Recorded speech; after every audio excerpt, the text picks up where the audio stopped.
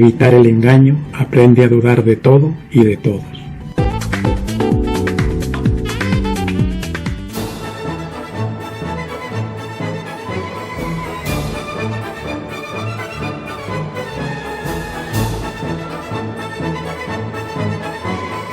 Muy buenas tardes. Sean bienvenidos a este canal Elogiando la Duda. Voy a dar lectura al artículo más reciente que he escrito, el cual lo he intitulado ¿Cómo se originó la vida en el mundo? Y dice así: a muchos nos habrá pasado que alguna vez, o quizá todos los días, admiramos con asombro las maravillas de la naturaleza, la variedad de seres, el sinnúmero de animales y plantas, unos pletóricos de belleza y otros en cambio feos y hasta repugnantes y terroríficos. Uno no entiende cómo puede haber tanta diferencia. Por ejemplo, cuán diferentes son una hormiga de un elefante, o una abeja de un león, o un halcón de una babosa, o un caballo de una mariposa, o una ballena de un perro. En fin, la naturaleza viva es maravillosa. Para un creyente la explicación es muy sencilla. Todo es así, así lo quiso y así lo hizo Dios, y solucionado el problema. Pero han existido, existen y existirán hombres y mujeres con más dudas que certezas, muchos de ellos de ciencia, que han querido ir más allá y se la pasan estudiando y están en permanente búsqueda del porqué de las cosas. Si aceptamos que todo es así, así lo quiso y así lo hizo Dios, démosle una revisión a la Biblia, en la parte donde diga que todo es así, así lo quiso y así lo hizo Dios. En Génesis 1:20 se lee lo siguiente, abro comillas: dijo Dios, : produzcan las aguas seres vivientes y aves que vuelen sobre la tierra, en la abierta expansión de los cielos. Cierro comillas. En Génesis 1:21 agrega, abro comillas: y creó Dios los grandes monstruos marinos y todo ser viviente que se mueve, que las aguas produjeron según su género y toda ave alada según su especie. Y vio Dios que era bueno. En Génesis 1:22 abro comillas: y Dios los bendijo diciendo, fructificad y multiplicaos, y llenad las aguas en los mares, y multiplíquense las aves en la tierra.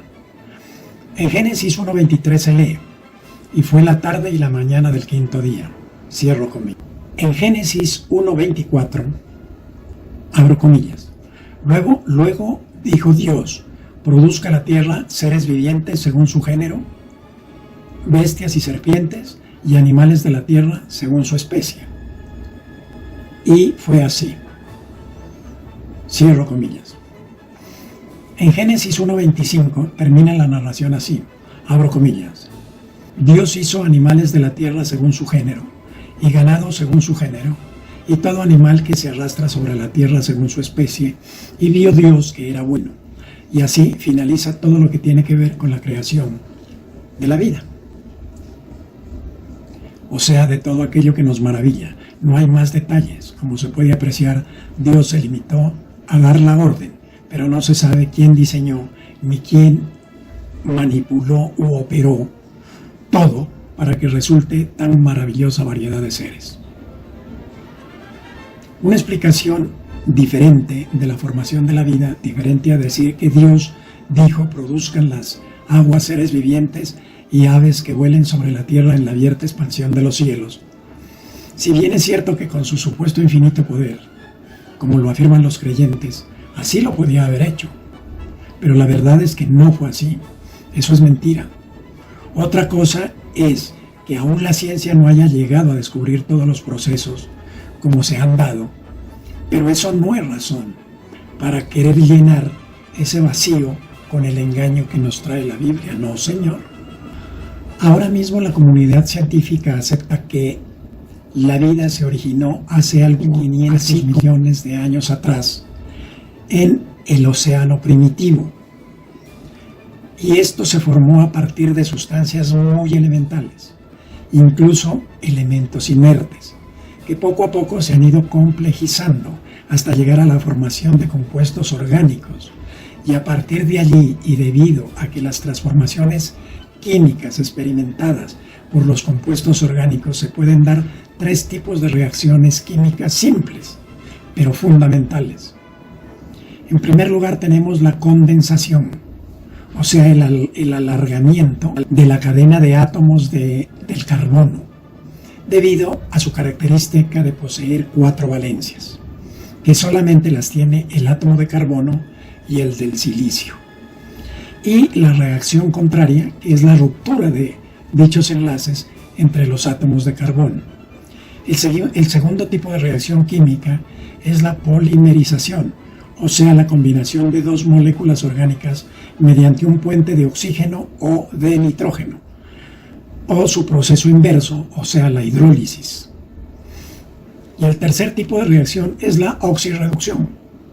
Además, y en forma completamente aleatoria, son muy frecuentes las reacciones mediante las cuales el ácido fosfórico, el nitrógeno amínico, el metilo y otros grupos químicos pasan de una molécula a otra. Ahora, es de advertir que al presentarse una o 2 de este tipo de reacciones, o quizá las 3, o combinaciones de cualquiera de ellas, se da lugar a múltiples transformaciones de la sustancia que pueden dar lugar a formación de diversos cuerpos, muchas veces muy distintos entre ellos. Entonces la complejidad de los organismos vivos se puede dar a partir de estos 3 tipos de reacciones simples. Con esto no quiero demostrar cómo apareció la vida en este planeta, sino dejar planteado que el proceso de la formación de la vida es largo, es complicado y demanda muchísimo tiempo, pero en todo caso parte de elementos sencillos que poco a poco se van volviendo complejos. Según lo anterior, no es creíble que con solo desearlo u ordenarlo se creen los peces, los animales y las aves, a sabiendas de que cada cuerpo en particular es pero muy complejo. Con respecto a Alexander Ivanovich Oparin, un biólogo y químico ruso, que en 1924 escribió y publicó un libro intitulado El origen de la vida, plantea su teoría acerca de esto, del origen de la vida. En resumidas cuentas, esta teoría plantea más o menos lo siguiente, abro comillas: en el océano primitivo se empezaron a juntar los elementos existentes allí, especialmente el carbono, que es el elemento fundamental en todo ser vivo y además muy abundante en el universo, formando los primeros hidrocarburos, o sea, unión de carbono con hidrógeno. También quizá el más abundante de los elementos en el universo. Y también se formaron, así en forma aleatoria, los primeros cianógenos, o sea, unión de carbono con nitrógeno. También un elemento muy abundante. Ahora, cualquiera se preguntará, ¿de dónde salieron el carbono, el hidrógeno y el nitrógeno? Pues esos están en el universo. ¿Y quién los puso ahí? ¿No? Ellos se formaron hace más o menos unos 13.800 millones de años después del Big Bang. Ahora, el Big Bang, ¿qué fue lo que soltó? Energía en forma de cuerdas minúsculas. Y estas se fueron aglomerando y fueron dando origen a protones, electrones, o sea, a los elementos primordiales del átomo. Hasta que finalmente, y después de muchos miles de años, se formó el primer átomo y fue el del hidrógeno. Y después se formó el helio. Y así se han ido formando los elementos. Pero con el paso del tiempo, con la influencia de presiones, de repulsiones, de calor, en fin. Está demostrado desde mediados del siglo XX, mediante observaciones realizadas con potentes telescopios, que en las galaxias, como en la Vía Láctea, los espacios interestelares no están vacíos, sino que allí hay una sustancia que se halla en estado gaseoso y pulverulento. Según Fesenkov, que fue el astrónomo que las descubrió, esta sustancia en muchos casos y por efectos gravitacionales se puede juntar entre sus partes, creando formaciones densas y muy grandes. a veces muy grandes, otras veces pues no tanto, como si se tratara de nubes gigantescas, que al seguirse juntando pueden llegar a formar cuerpos celestes de gran tamaño, gracias a la acción de la gravedad, que ya le explicamos en otro video. Podrían ser estrellas, las que aparecen en la parte central de estas inmensas nubes. Estrellas que aparecen rodeadas de la mencionada sustancia gaseosa y pulverulenta. Partiendo de este hallazgo de Fesenkov, se podría decir que así se formó nuestro Sol. Además, también se podría decir que de la sustancia gaseosa y pulverulenta que rodeaba ya a la estrella formada, se formaron los demás planetas de nuestro sistema solar. Esto ocurrió hace aproximadamente 4.600 millones de años. Óigase bien, no es antier, ni es el año pasado, hace 4.600 millones de años.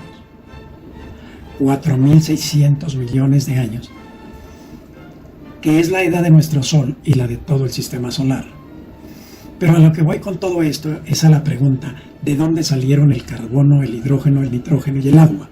La respuesta es esa, de esta sustancia que le venimos llamando gaseosa y pulverulenta, que dio origen a la existencia de esos elementos. Y es que se han hecho análisis de la composición de dicha sustancia y se han encontrado precisamente que ahí están contenidos el hidrógeno, metano, algunos hidrocarburos, amoníaco y agua en forma de pequeños cristales de hielo. O sea que, como lo dice Oparin, desde el origen de nuestro planeta entraron en su composición los elementos necesarios para la formación de compuestos orgánicos primitivos. Ahora ustedes dirán, bueno, y esos compuestos se podían formar en el mismo cosmos, en el mismo espacio. Pues sí, muchos de ellos se formaron, pero no pasaron de ser hidrocarburos o de ser metano o ser amoníaco. ¿Por qué? Porque pues las condiciones no son favorables, o no lo eran, o no lo son, para que siga la evolución en la formación de sustancias complejas. Pero ¿cómo y cuándo surge la vida en todo esto? Es que los hidrocarburos primitivos son sustancias que tienen la propiedad de incorporar a su molécula una molécula de agua o hidratarse con gran facilidad, y eso sí lo podemos ver ahorita en cualquier laboratorio de química de un colegio de secundaria. Descubrimiento hecho por el académico Jaworski. Valga la pena recordar que la molécula de agua contiene oxígeno y además hidrógeno, y gracias a esto y a las innumerables y libres combinaciones y procesos de oxidación se formaron alcoholes, acetonas y aldehídos, y de estos, lo más cercano a la vida, los ácidos, aunque muy simples en aquella época. Pero hay que advertir que todos estos procesos sucedieron en millones de años. Eso no fue de la noche a la mañana. No ahora, en cuanto a los hidrocarburos simples y sus derivados, también simples, existen infinidad de posibilidades de elaboración de productos químicos orgánicos, tales como azúcares, grasas, pigmentos como el índigo, los terpenos, los alcaloides y hasta el caucho. Por lo tanto, no es creíble que con solo desearlo o ordenarlo se creen los peces, los animales y las aves, a sabiendas que cada cuerpo en particular es muy complejo.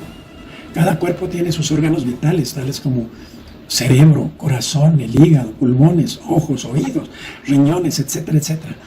Y otros órganos, además de lo complicados, entramados de venas, arterias, músculos y nervios, de no ser porque se han ido formando poco a poco y demandando no solamente millones, sino miles de millones de años, no hubiera sido posible su existencia y mucho menos la existencia de semejante variedad de seres vivos.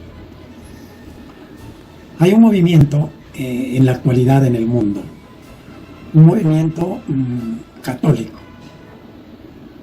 donde se han reunido varios académicos, científicos, químicos, bioquímicos, matemáticos, pero muy creyentes.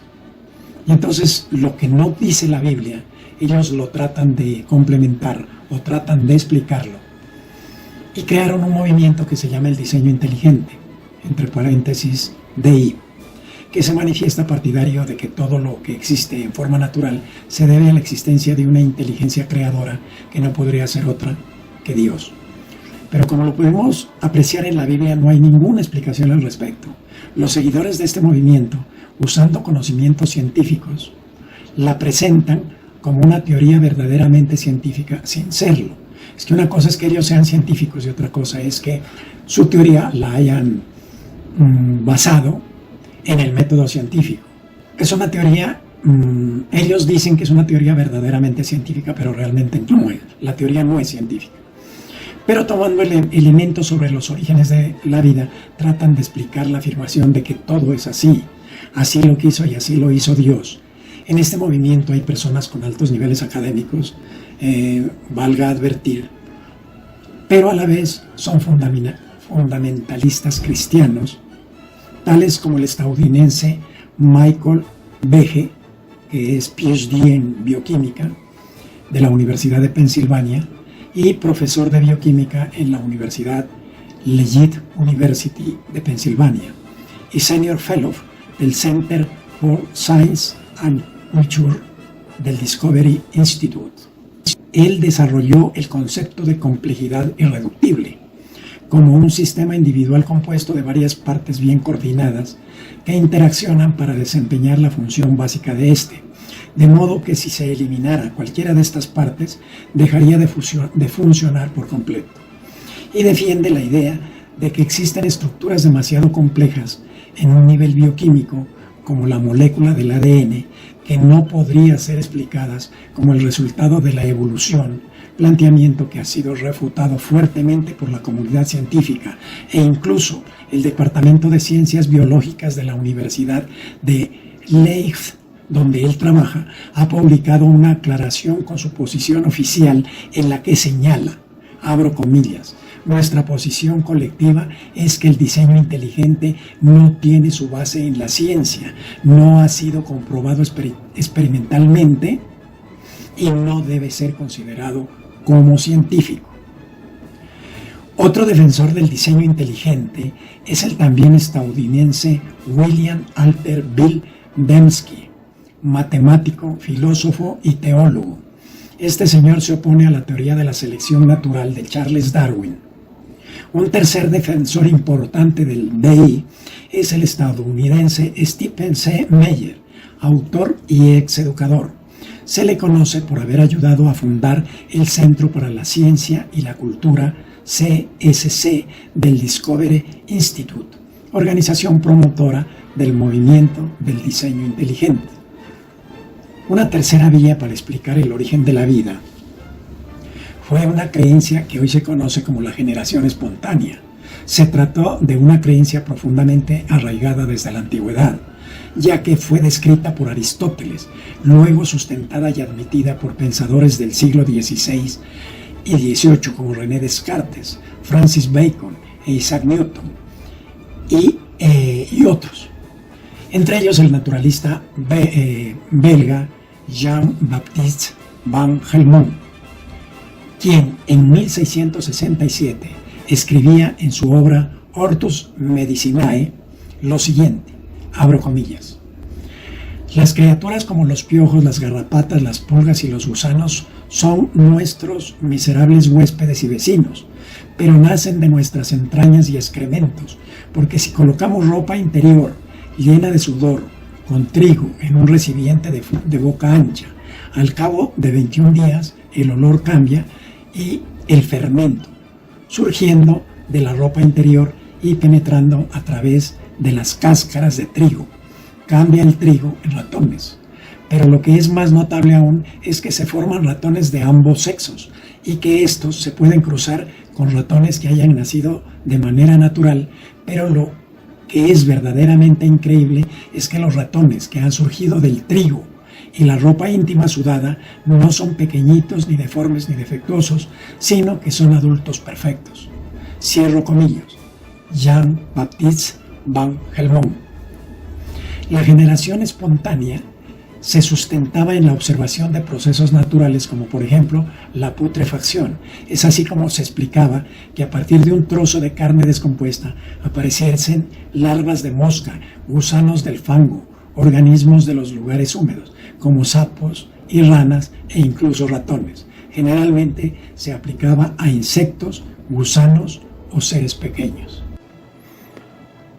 La teoría de la generación espontánea, a pesar de haber sido tan aceptada en la antigüedad y hasta la Edad Media, hoy en día está completamente descartada porque, como lo demostraron científicos como Francesco Redi, 1626-1697, reconocido médico italiano, lo mismo que Lázaro Spallanzani, 1729-1801, quien demostró en 1769 que no existe la generación espontánea de la vida. Y últimamente, en 1866, Louis Pasteur, 1822-1895, realizó una serie de experimentos supremamente eficaces para demostrar definitivamente que hasta los microbios se originan a partir de otros microorganismos. Hasta aquí el artículo. Muchas gracias.